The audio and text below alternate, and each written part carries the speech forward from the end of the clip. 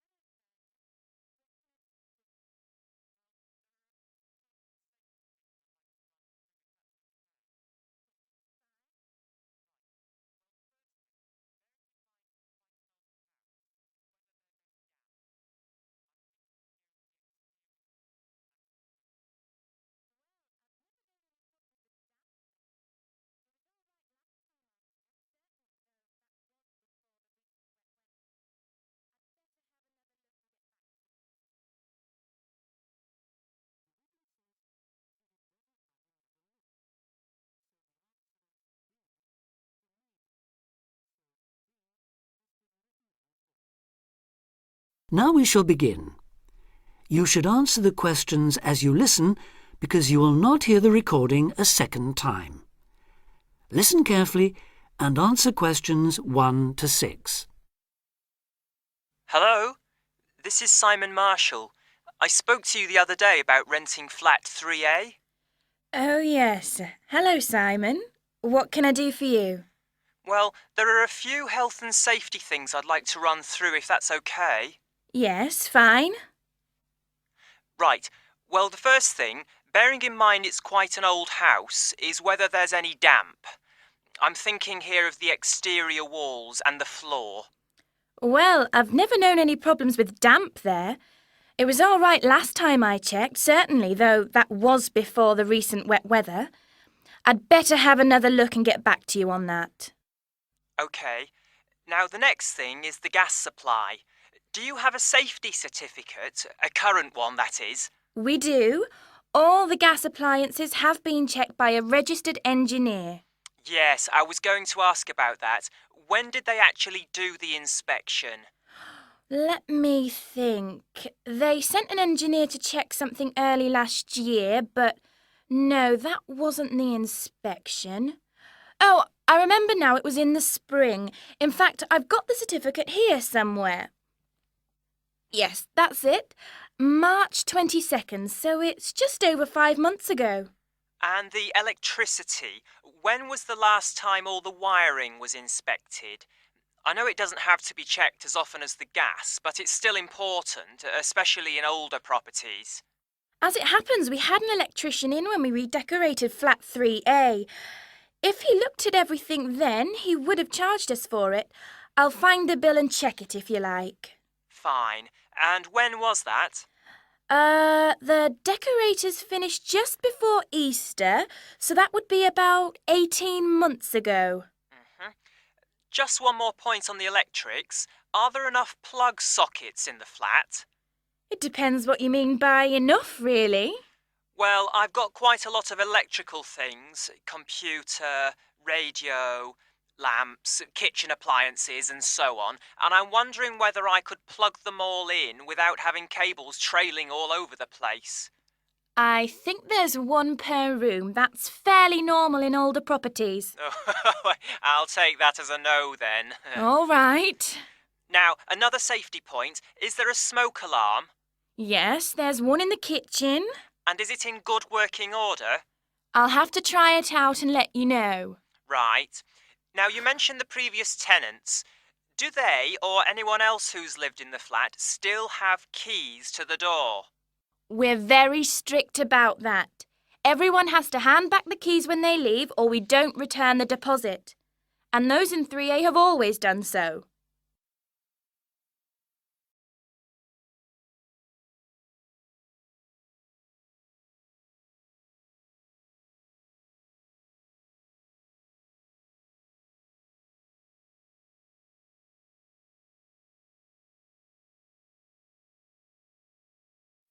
Now listen and answer questions 7 to 10.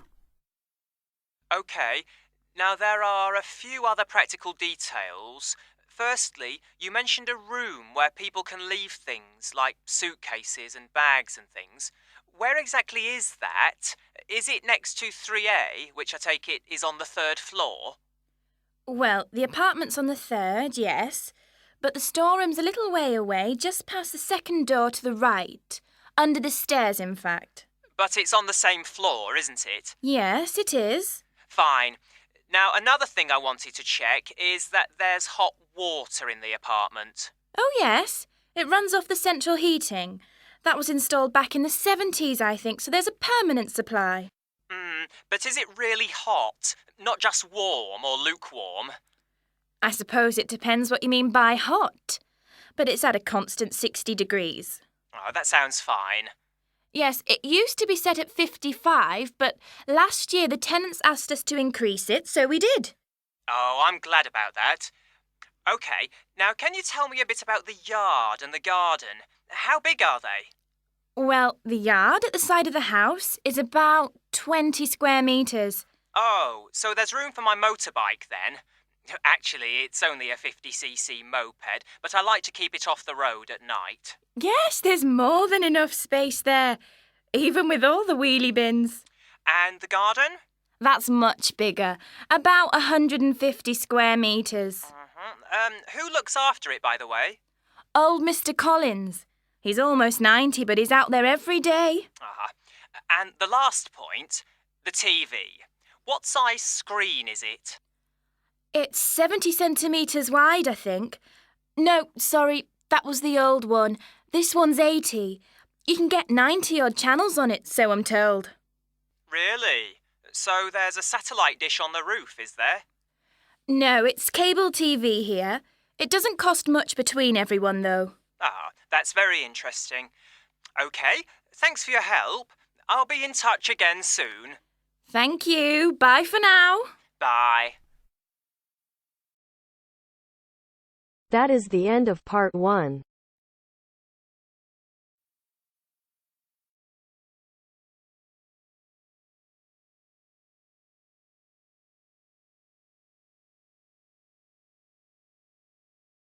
Now turns to part 2.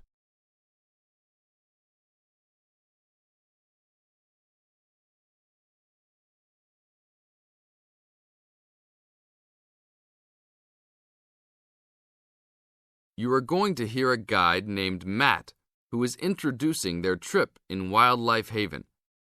Now you have some time to look at questions 11 to 15.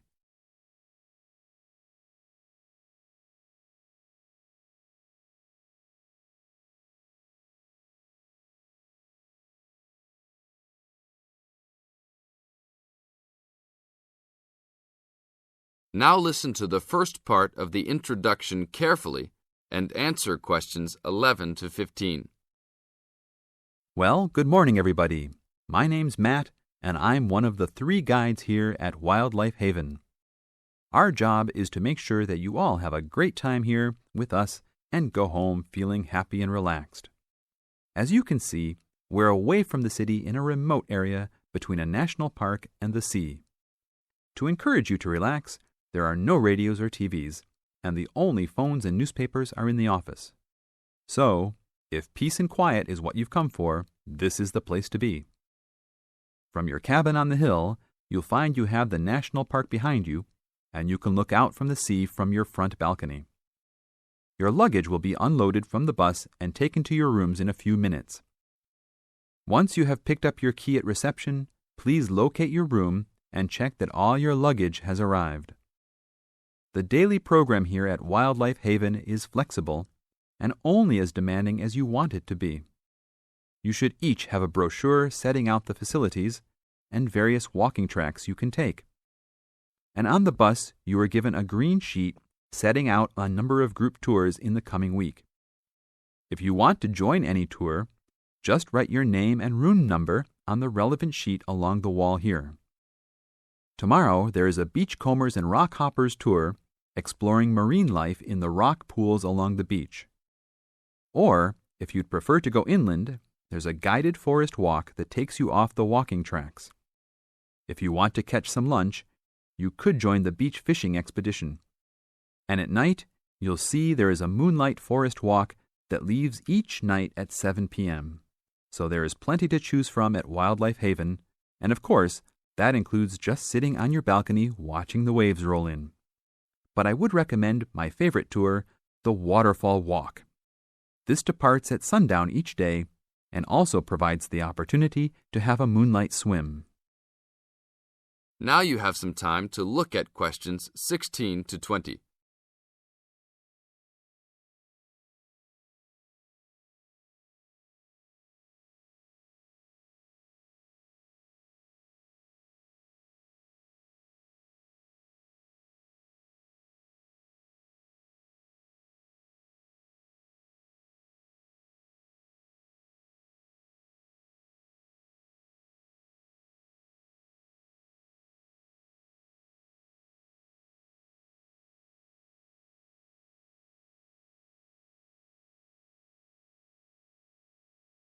In the second part of the introduction, you are going to get some advice from Matt. Listen carefully and answer questions 16 to 20. You've chosen to visit us in January, which is one of our hotter months. And although you may be tempted to wear a minimum of clothing, you should always take precautions against injury, particularly in the national park. This includes sensible footwear. You'd be surprised how many of our guests ignore this advice and end up being sorry. And socks are a good idea too. And even though you might be under trees a lot of the time, it's a good idea to wear a hat in this hot climate. There's no need to be too concerned about walking in the national park, provided you use common sense. It's true that there are poisonous spiders in the park, but they are really more frightened of you than you are likely to be of them. I should also warn you against eating any wild berries. Some are edible, but you should avoid them all. We'll provide all the food you can eat. Well, that's about all for now. Dinner is from 6 to 8 p.m. in this building. That is the end of part 2. You now have half a minute to check your answers.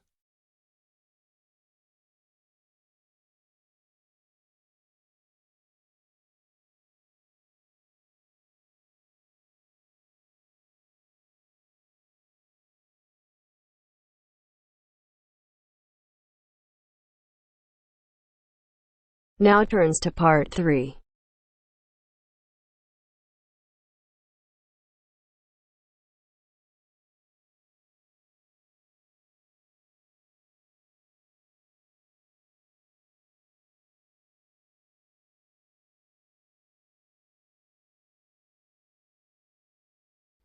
You will hear two friends discussing a course they have just done.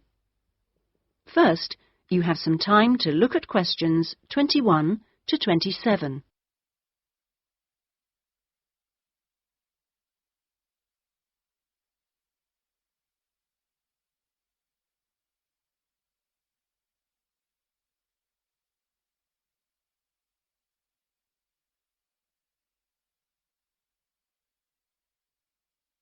Now listen carefully and answer questions 21 to 27.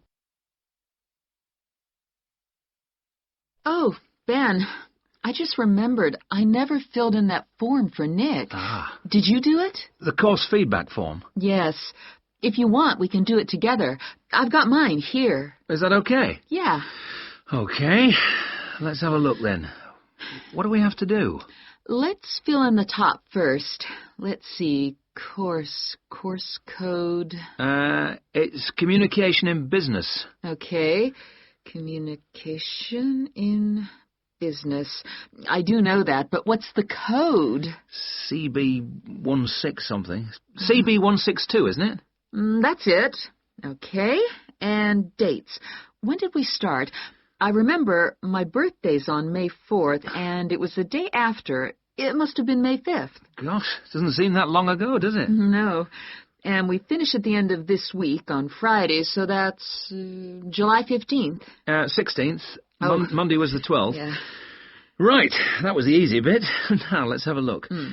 Please give your comments on the following aspects of the course. Okay, what's the first one? Oh, course organisation. What do you think? Clear. It was, wasn't it? Yeah, I think the organisation was clear. OK, anything else for course organisation? It was a good thing he gave us the course outline at the beginning in the first session. That was useful, so I'll put that down, shall I? Yeah. Now, going on to suggestions for improvement, one thing that wasn't so good, I think we could have done a bit more work at the beginning. I mean, at the beginning it seemed dead easy. Yeah. I thought it was going to be really easy, and then all of a sudden in the second half of the course, we got a whole load of work. Yeah. Reading to do and essays and things. Yeah, it'd be better if it was more even. OK, now, course delivery. Does that mean teaching? Yeah, I suppose so. Well, what I thought was really good on this course was the standard of teaching. Actually, I mean, some of the teachers were better than others, but the standard generally was fine. Much better than other courses I've been on. Yeah, I agree. Let's put that then. Okay. What about suggestions for improvement? I didn't think it was all that wonderful when we had great, long group discussion sessions that went on for hours and hours. Right. I don't mean we shouldn't have group discussions, just that they shouldn't go on too long. Before you hear the rest of the discussion, you have some time to look at questions 28 to 30.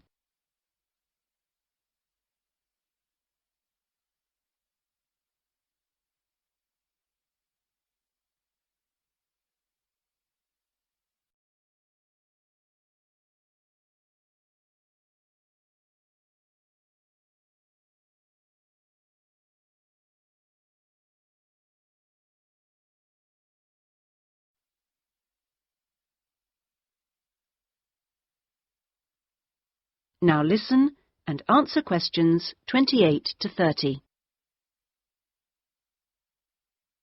Now, on to materials and equipment. Oh, now, what was good about some sessions was the handouts. Yes, I thought all the handouts were good, actually, and some were great, with website addresses and everything. One problem, though, with materials was the key texts. Yes, there just weren't enough copies on reserve in the library. And if you can't get the key texts before the session, how are you supposed to do the reading? Yeah. And not enough computers. You have to wait ages to get one. OK, testing and evaluation. Well, I don't know. It's hard to say until we've got our written assignments back. Oh, don't talk about it. I only got mine in yesterday. It was a real struggle. Oh, I hate to think what mark I'll get. Yeah, but at least we've done the oral presentation. I thought that was good, the way I got my feedback really quickly. Yes, it was. And I liked the way we knew what would be evaluated on. We knew the criteria, so we knew we had to think about clarity, organization, and so on. Yeah, but I'm not so sure about the written work. One thing, I think, is that there's just too much. It's really stressful. Oh, yes, I'd agree. And I don't see why they can't let us know the criteria they use for marking. The written assignments, but he told us. No, for the final exams. Oh. What are they looking for? What are the criteria? What makes a pass or a fail? Yeah, I never thought of that. It'd be really useful. Okay, any other comments? I thought student support was excellent. Yeah, me too. Okay, excellent. Other comments? No, I can't think of anything else. Nor me. Okay, so that's done. Thanks, Ben. No, thank you. That is the end of part 3. You now have half a minute to check your answers.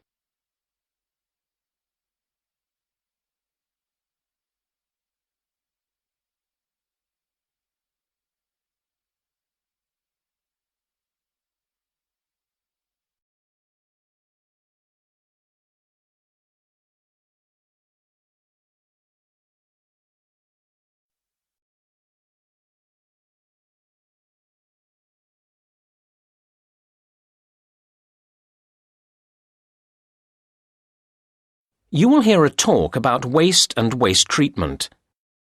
First, you have some time to look at questions 31 to 34.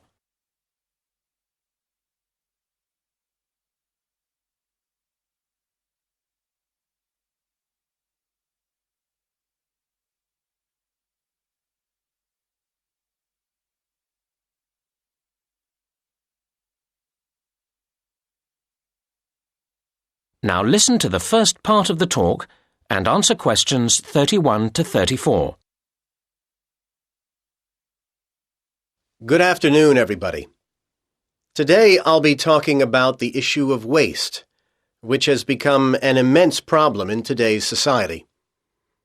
We face huge challenges in terms of reducing its creation in the first place, and then in dealing with it when it has been created.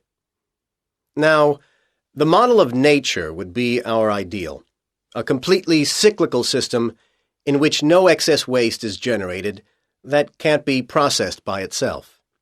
However, we humans have proved, despite our apparent intelligence and ingenuity, quite incapable of achieving this. Where did it all go wrong? We have evidence that in ancient Greece and Rome, governments operated municipal waste collection, and a huge Stone Age mound was identified some years ago in Norway as waste disposal. So we can see that people have been generating waste for a very long time indeed. However, during the Dark Ages, sophisticated municipal waste processing disappeared. The medieval answer to waste was to throw it out of the window. But this waste, apart from broken pottery and a few metal objects, was largely organic. This meant, of course, that it was quickly absorbed into the environment by the natural processes of decay. However, many concerned people, such as doctors, claim that this created health problems, although it wasn't until science produced convincing evidence of the connection between rubbish and disease that governments began to see the importance of dealing with the problem effectively. Unfortunately, their response has remained slower than the generation of waste. It is very hard to deal with waste that won't melt into the environment, as so many of our modern consumer goods won't. And that's why the invention of plastic has caused the worst headache for the environment. It's more than nature can deal with. Now you have some time to look at questions 35 to 37.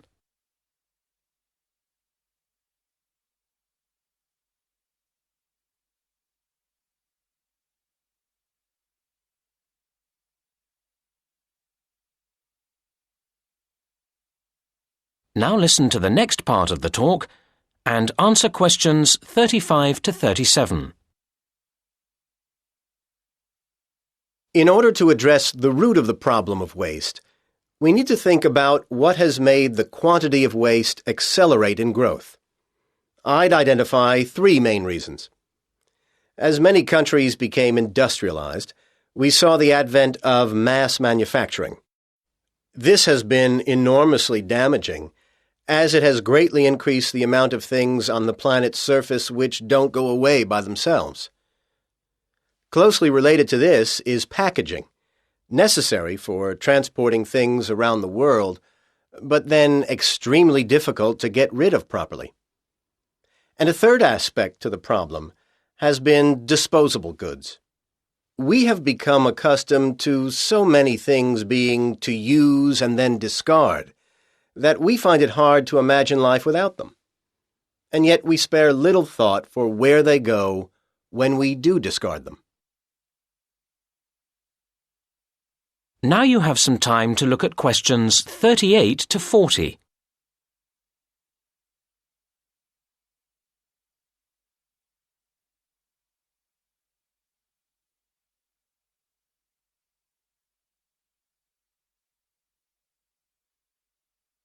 Now listen to the rest of the talk and answer questions 38 to 40.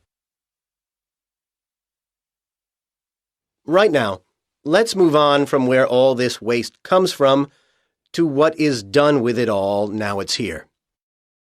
Different countries deal with waste differently. Of course, each country also changes what it does, so the figures for waste treatment I've got here are likely to change in the future. Let's look at municipal solid waste, or MSW. MSW is important to consider because it's effectively a measurement of consumerism, how much waste people produce that goes beyond the absolute basic requirements in life to eat and drink. One of the main ways of dealing with MSW is incineration, burning it. This is adopted variously around the world.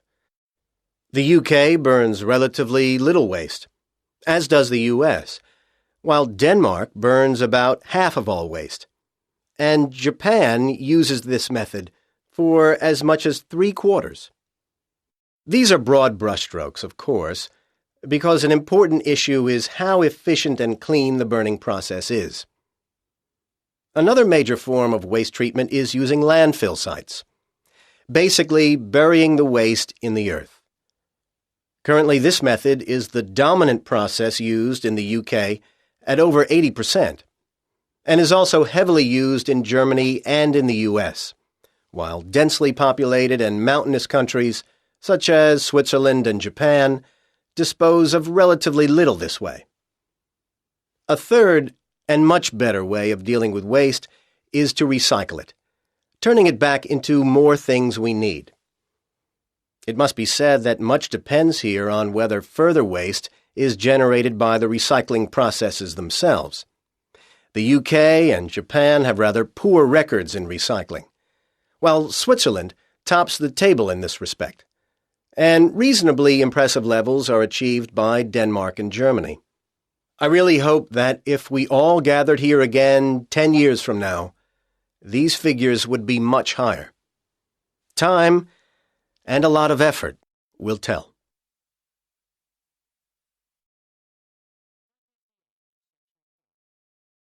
You now have half a minute to check your answers.